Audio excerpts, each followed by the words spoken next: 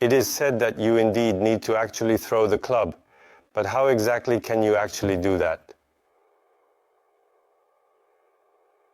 Unlike throwing a ball, the club does not separate from your hands, so the concept of throwing it doesn't resonate well at first. Nevertheless, the club must be thrown, because it is essentially a harmony of minimal force and maximum efficiency. Today's lesson is a customized lesson for the driver, which requires the most energy among the clubs. If throwing is difficult, you can try stepping back one more space. If you can't throw it, you won't achieve distance. This is because you are holding the club like this. When using a switch, it is important to hold it bluntly, without generating a snap, and to use your whole body for the action. This is how it should look. To easily increase distance, you need to know how to throw the club. To do this, you must create the appropriate space.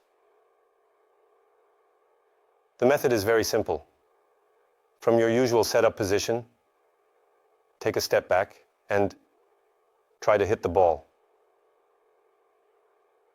In this position, it will be difficult to hit the ball if your body is hunched and rigid.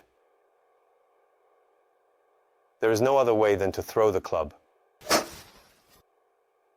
Start by trying with a very smooth tempo and gradually increase your speed.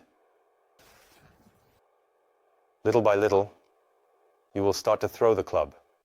A large swing arc during the backswing does not help at all in throwing the club for your tee shot power.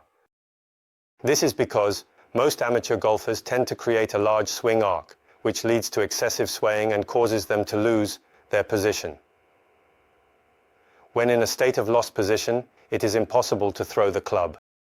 The reason is that it is not the proper position. You need to hit the ball from the correct position aimed at the ball, but it is not the right spot. The swing arc is already determined by the length of your body, from your feet to your fingertips, and the length of the club. Therefore, if you want to make your swing arc truly larger, you just need to place the ball further away than usual during the setup.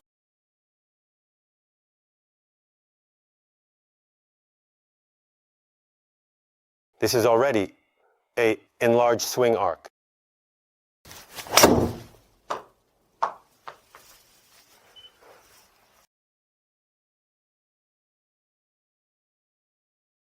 This is already a widened swing arc.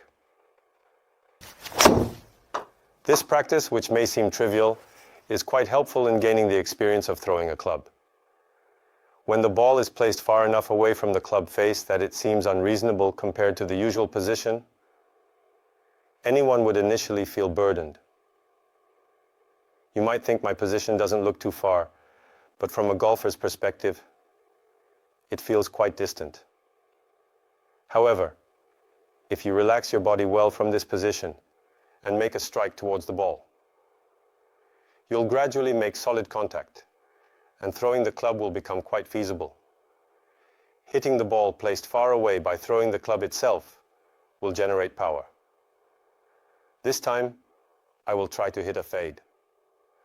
For the purpose of training to throw the club, I have positioned myself one step further back than my original position, standing in a challenging spot. And to hit that ball somehow, I will try throwing the club.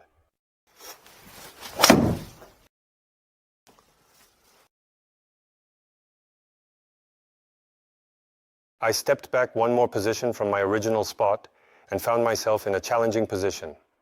And to hit that ball somehow, I will try to throw the club.